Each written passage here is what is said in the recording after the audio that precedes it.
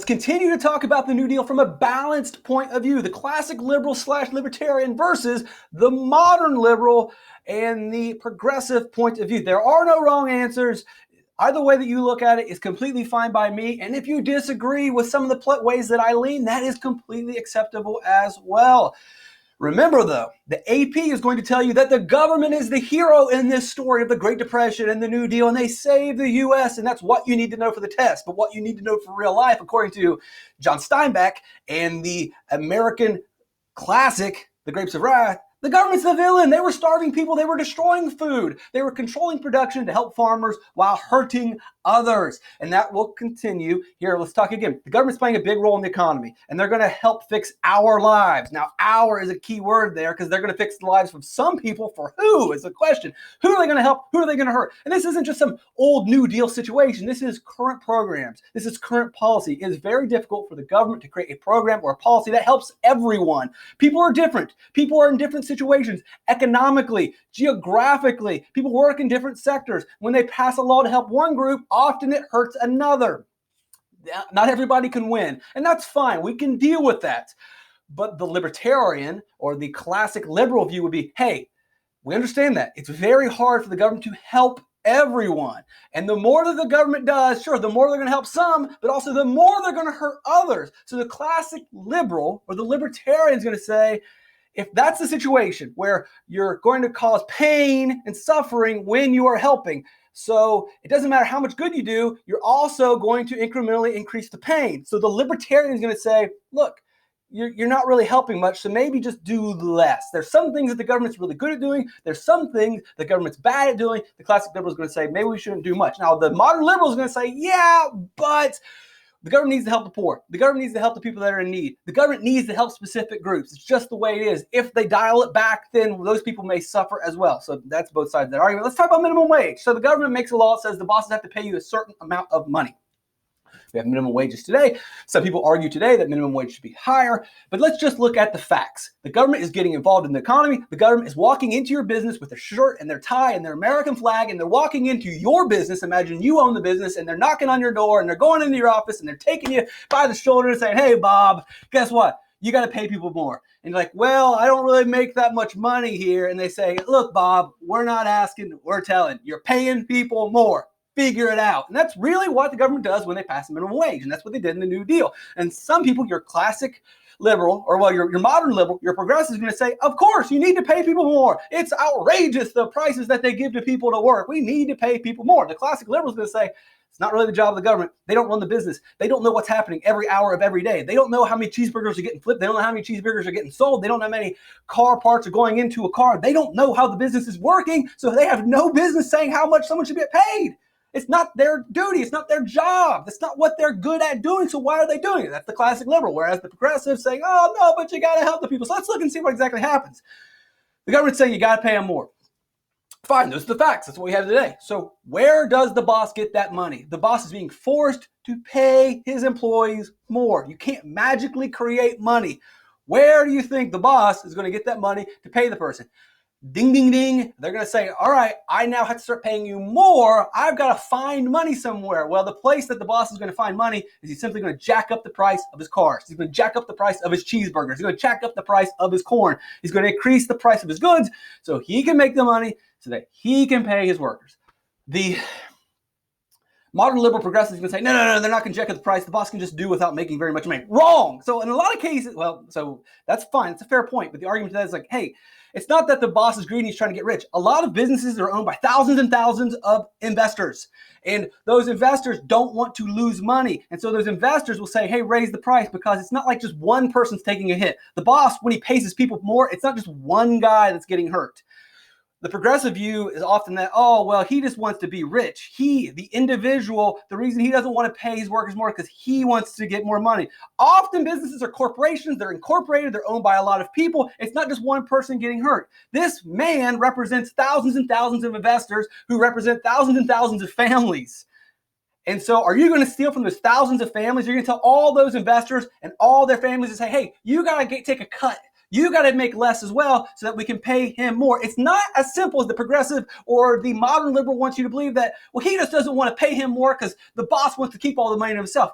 That's Fine, in some examples, and that's true. But in other examples, the boss represents a business that has thousands of investors, and those investors are regular people like you and me who have families. And if, in this case, if we're going to pay the employees more, well, that money's got to come from somewhere. We can either jack the price up, or we can say, all right, you get more money. That means less money for the boss, the investors, and the investors' families. The money has to come from somewhere. More often than not, we're just going to see an increase in the price of goods. The simplest and the most fair way possible. And that's fine. The boss is going to be fine. The investors are going to be fine. The workers are going to be fine. But guess who's not fine? Because remember, when the government gets involved, you're going to help some people. It's going to be you. You're now paying more for a car. You're now paying more for corn. Again, just like when they controlled the supply of corn to limit overproduction, again, they're just passing the cost off to you. So when the government gets involved in the economy and they try to fix things, sure, they're going to help it for some people, but they can't help it for everybody. It's actually going to have unintended consequences or side effects that actually hurt other people. It's not like, well, it helps these people and I'm fine. It helps these people and it hurts you. We pick the winners and the losers. That starts during the New Deal in the 1930s and has continued into today with many economic policies and programs by the government, many progressive policies. Sure, it helps a lot of people, but it also hurts people. And the argument from the progressives is like, well, some of those people that are getting hurt, they can deal with it. Is that what we want? The government's going to look and say, well, you can deal with the pain, so you're going to have to deal with it. Is that what we created a government to do? To say, oh, look, you can take it. You should. Is that fair? Should we even have to have this conversation? So again, it's the for who. This is the grapes of wrath. This is the John Steinbeck situation of the government picking the winners and the losers. The government helping some farmers. The government controlling the production of goods for some farmers, while other people, the Okies, they all have to struggle and suffer. Picking winners and losers. So let's pretend. So, well, we don't have to pretend. We know that the economy crashed and supply and demand determine price. Period. Facts. No question there. What if supply and demand didn't determine prices? Well, it does, and you can't pretend that it doesn't. So stop being stupid, government. Well, government wants to be stupid. Government's going to be stupid. So the government wants to pretend that supply does not affect price. The government wants to pretend that demand doesn't affect price. And so they say, hey, doesn't matter anymore. There are no rules. Rule number one, there are no rules. We will make it up as we go. And so they create price floors, and they will ignore supply. They will ignore demand. And if a price of a good, if a car, mainly we're talking about corn, livestock, if the price for corn gets too low, because supply is too high, what the government says is, nah, we're just going to write a law that says corn can never be sold for less than $1, period. Like, wait, what if there's a ton of corn? You're still going to sell it for $1. Them's the rules, and we make them up. That's a problem. I mean, it's not a problem for the farmer. The farmer's like, sweet, I'm guaranteed $1. Make more of this.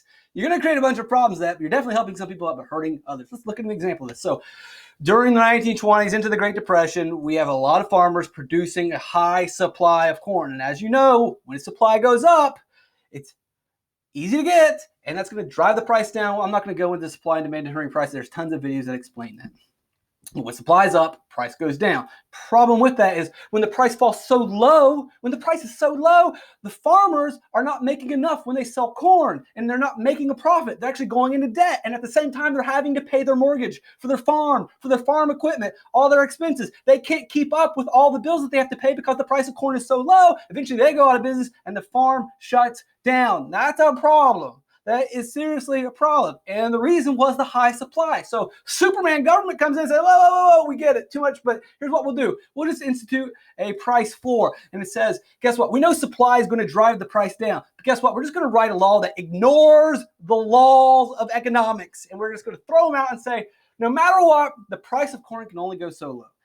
And now they're going to jack the price up, and the farmers now can survive. And that's great for the farmers, but remember, who's the loser here? You are being forced to pay more for corn than you should. So picking a winner, picking a loser. That's the way that it works. You are basically subsidizing the farmer. You're basically bailing out you. It's not really the government that's helping them out. You are basically bailing out the farmer. Like you are the charity. Like you have all this money all of a sudden that you can take care of your family. Oh, and yeah, I also take care of this farmer down the street because I pay an inflated price. Thanks. Awesome. Great. So let's actually talk about what really should happen if the government didn't get involved.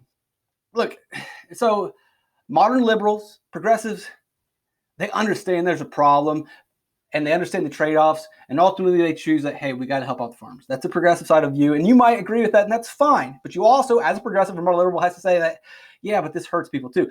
The classic liberal, the libertarian, looks at this situation and says, here's the answer. It's not picking a winner or a loser. It's just don't get involved. Let the market decide. And so let's look at what would happen if the market decided. So the supply went up, the price goes down. What really happens, it's not that all farmers go out of business.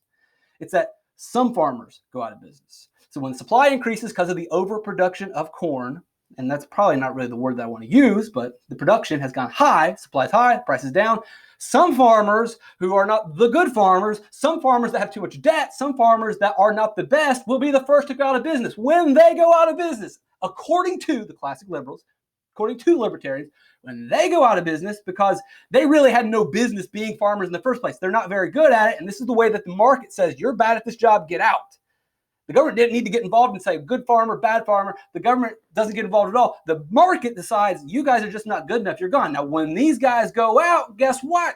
The supply then goes back down because these farmers are no longer producing corn. And when the supply goes down, the price will go back up. And guess what? These farmers are fine. The market corrects itself and says the good farmers stay. The bad farmers with bad debts, with bad practices, they get weeded out and whittled away and removed from the market. The government doesn't have to come in and bail people out. You paying for corn don't have to bail people out.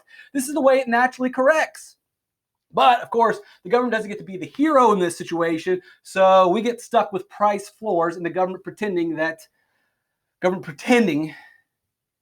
supply and demand don't exist.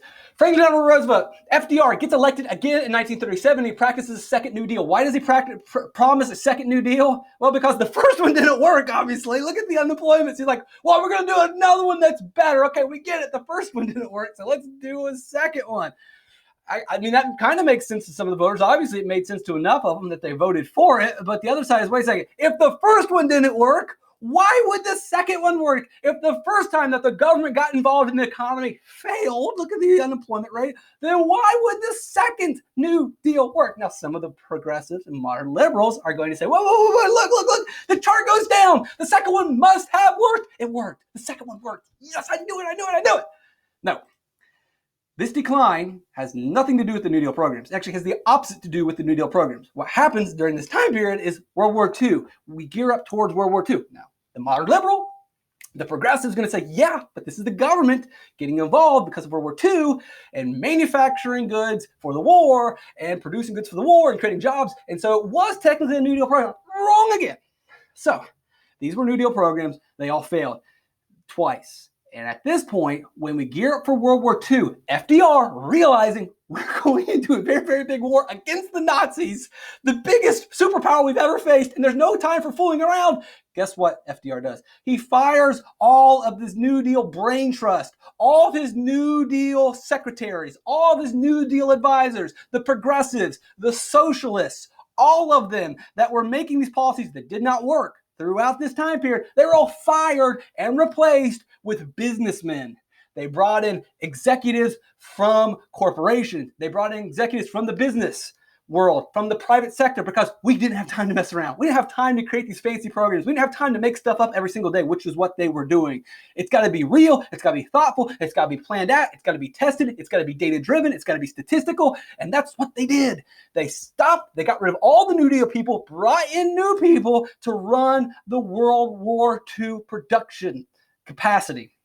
So it's a completely different program run by completely different people with completely different ideas with a business mindset. And that's why you have the drop here. And also the government really throughout here pulls back a lot of their restrictions because there's going to be a kind of couple dips here anyway. So some of these New Deal 2. So now let's rewind, remember. So we talked about this good period. Let's go back and let's look at New Deal 2 real quickly. New Deal 2, again, it's more public works projects. They don't work. You can see the unemployment rate's really high. And we're paying people just to do stuff. And we go even more crazy, even more insane. We're paying people, just making jobs up. And at least the first time in New Deal 1, we're building bridges, roads, and infrastructure. And we continue to do that. But the government really jams on the gas pedal and said, let's do more. We can do more. No, maybe you're going to do more harm. And so they start paying people to write plays and paint murals. This is Keynesian economics again. We're trying to create an aggregate rise, a demand and aggregate demand. demand. Increase money in the people's pockets so they can spend more. And so we pay them to paint stuff. And it's cool and it's great and art's fine. And we still have these great works of art today that sanctify labor workers, and they write plays and it helps take people's mind off of stuff. But and then that's good, I guess. But is this something that the government should get involved in? Is this something that and sure, it's like, well, why not? Well, the reason why not is the government is borrowing money from you to pay for this. The government's not spending their money to paint pictures. The government's not spending their money to write stories. The government is spending your money to pay people to write stories. Where is that in the Constitution? Should they do that today? Should the government take your money, you right now, to pay somebody down the road to write a story? Agree, disagree?